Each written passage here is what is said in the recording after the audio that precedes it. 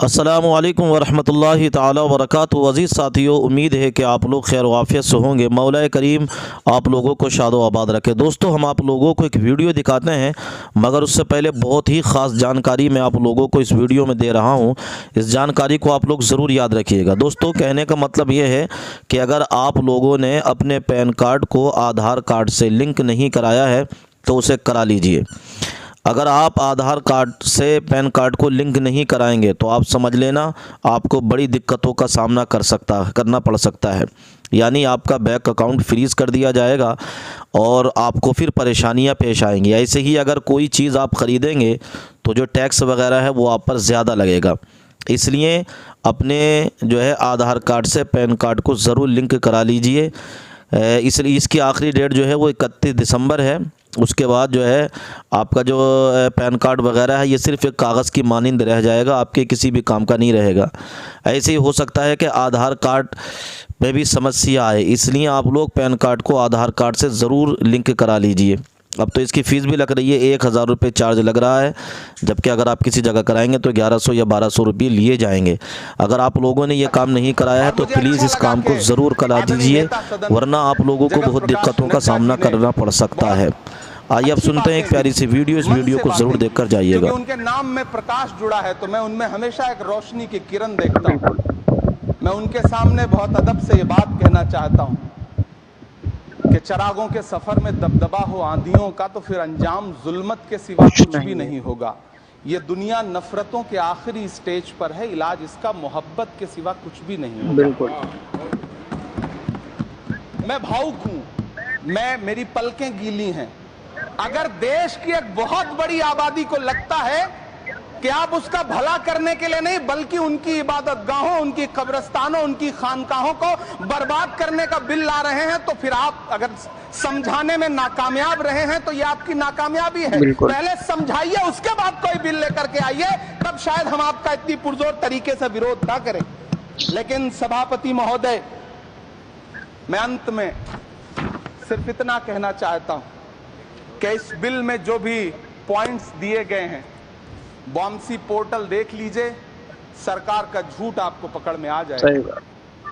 हम डरे नहीं हैं, हम सिर्फ सरकार से अपील कर रहे हैं कि हमें अपना समझिए। हम आपके अपने हैं, इस देश के नागरिक हैं और आप ताकत में हैं। संख्या बल के आधार पर बिल हो सकता है आप पास करा लें, लेकिन आपको यह बात समझनी पड़ेगी कि हम तो वो तारीख हैं, जहनों में रहना है, जिसे कागजी पुर्जे नहीं जो फाड़ डाले जाएंगे। क्या कहना, जिस जमीन पर मैं खड़ा हूं ये मेरी पहचान है। आप आंधी हैं तो क्या मुझको उड़ा ले जाएंगे? सही बात है। आपको ये बात समझनी पड़ेगी। आपको अगर इतना विपक्ष की तरफ से पहले जेपीसी में इतने सारे पॉइंट्स आए और उसके बाद कल से लोकसभा में और राज्यसभा में सुझाव आप सुनने को तैयार नहीं है, लोगों की शंका को दूर करने के बारे में आप बिल्कुल सोच नहीं रहे, बस आप कह रहे हैं ये बिल उम्मीद की नई किरण है। नहीं साहब, इसे भले किरण जी लेके आए हैं लेकिन ये उम्मीद की नहीं बल्कि नाउम्मीदी की किरण है। और इस देश की एक बहुत बड़ी आबादी इस बात से खदशे में है, शक में है कि आप सीधे उनकी जमीनों को लूट करके धन्ना सेठों को बेचना चाहते हैं। मेरी अब भी आपसे अपील है कि इस बिल को वापस लीजिए। यह बिल कहीं से आपके अपने नागरिकों के लिए अच्छा नहीं है। यह बिल सिर्फ इस देश के मुसलमानों को नीचा दिखाने का और अपने एक ऐसे मतदाता वर्ग को खुश करने का बिल है जिनको इस बिल के पास हो जाने से कुछ मिलेगा भी नहीं, लेकिन आप एक नैरेटिव देना चाहते हैं, एक मैसेज देना चाहते हैं। मेरी आपसे अपील है कि कृपया ये जो सबका साथ सबका विकास का नारा है, इस नारे को हालात इस कदर बिगड़ चुके हैं कि hate speech, mob lynching, bulldozer द्वारा घरों को गिराने की घटनाएं आम हो गई हैं, खासतौर पर उत्तर प्रदेश में, जहां ऐसा लगता है जैसे कानून के नाम पर जंगल राज चल रहा हो। संभल में जो हुआ वो सबके सामने है। पुलिस के संरक्षण में निर्दोष लोगों की हत्या की गई और सरकार ने चुप्पी साध ली। अल्पसंख्यकों पर हिंसा बढ़ती जा रही है, मगर सत्ता में बैठे लोग या तो आंखें मूंदे हुए हैं या फिर इन घटनाओं को बढ़ावा दे रहे हैं। हद तो तब हो जाती है जब न्यायपालिका की बात भी अनसुनी कर दी जाती है। सुप्रीम कोर्ट ने मॉब लिंचिंग पर 11 सूत्रीय निर्देश जारी किए थे। इसमें साफ कहा गया था कि राज्य सरकारें और पुलिस इस तरह की घटनाओं को रोकने और दोषियों पर सख्त कार्रवाई करने के लिए जिम्मेदार है, लेकिन आज भी इन निर्देशों पर अमल नहीं हो रहा है। हाल ये है कि मॉब लिंचिंग को रोकने की बजाय सत्ता में बैठे लोग आग में घी डालने का काम कर रहे हैं। उनकी जुबान से ऐसी बातें निकलती हैं जो नफरत को और बढ़ावा देती है। ये अशांति अब इतनी गहराई तक फैल चुकी है कि हमारे समाज के धर्मनिरपेक्ष चरित्र पर गंभीर सवाल उठ रहे हैं। साल की शुरुआत में ही कई राज्यों में दुकानदारों को अपने नाम बोर्ड पर लगाने के लिए मजबूर किया गया। इसे सेहत और सुरक्षा के कानूनों का हिस्सा बताया गया, मगर असल मंशा कुछ और थी। ये कदम खास तौर पर मुसलमान दुकानदारों को निशाना बनाकर उठाया गया ताकि उनकी रोजी रोटी पर चोट की जाए। पिछले हफ्ते मुरादाबाद में एक मुस्लिम डॉक्टर को हिंदू बहुल्य मोहल्ले में घर खरीदने पर विरोध झेलना पड़ा। वजह बताई गई कि इससे मोहल्ले की सामाजिक शांति बिगड़ जाएगी। हाकिम वक्त से अदावत है, वो हमें कम पसंद करते हैं, वो हमें कम पसंद करते हैं। लेकिन उसके बावजूद आप पार्लियामेंट की कार्रवाई उठा के देख लीजिए, उनके चेहरों पे 12 बजे होते हैं और इधर से हम लोग मस्त नारा लगा रहे हैं, लड़ भिड़ रहे हैं, लेकिन कोई खौफ नहीं, कोई डर नहीं, क्योंकि कोई एक शख्स है हिंदुस्तान की सियासत में जो कहता है डरो मत, और हम उसे निभाने की कोशिश भी कर रहे हैं कि झूठ को नापसंद करते हैं, सच का नारा बुलंद करते हैं। हाकिम वक्त से अदावत है, वो हमें कम पसंद करते हैं।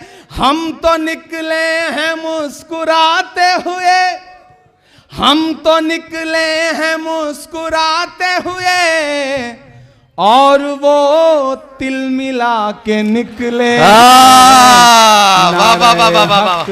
लगा के, नारे हक लगा के निकले हैं, जख्म पे जख्म खा के निकले हैं। बहुत शुक्रिया, बहुत मोहब्बतें। मैं क्या क्या सुनाऊं, बहुत मेरे लिए भी मुश्किल है। हाँ, वो सुना, वो भी सुना, लाल किला भी सुना दूंगा। अच्छा, वो भी सुना देंगे, सब सुना देंगे, आप बैठे। हाथ पकड़ लेता होगा।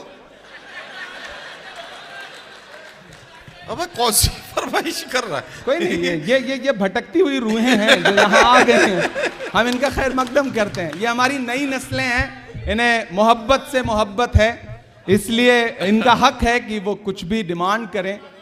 ये बिल्कुल सैयारा वाला जनरेशन है जो यहाँ तक आया है, हम इसकी मोहब्बत को सलाम करते हैं। ये किसने कह दिया तुमसे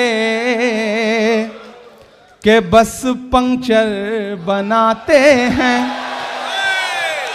एक आवाज उठ के आई, देश की एक बहुत बड़ी कुर्सी पर बैठे हुए शख्स ने एक पूरी नस्ल को ये कहते हुए ताना दिया, मन से बुरा कहा, पंचर बनाना जैसा। मैं नाम नहीं लूंगा, नहीं आप समझ जाएंगे कि मैं नरेंद्र मोदी जी की बात कर रहा हूं। मैं शायर हूं पहले, बाद में सियासतदां हूं। मैं उन्हें और कुछ कहता, उससे अच्छा मुझे लगा कि मैं उनके नाम एक शेर कर दूं कि ये किसने कह दिया तुमसे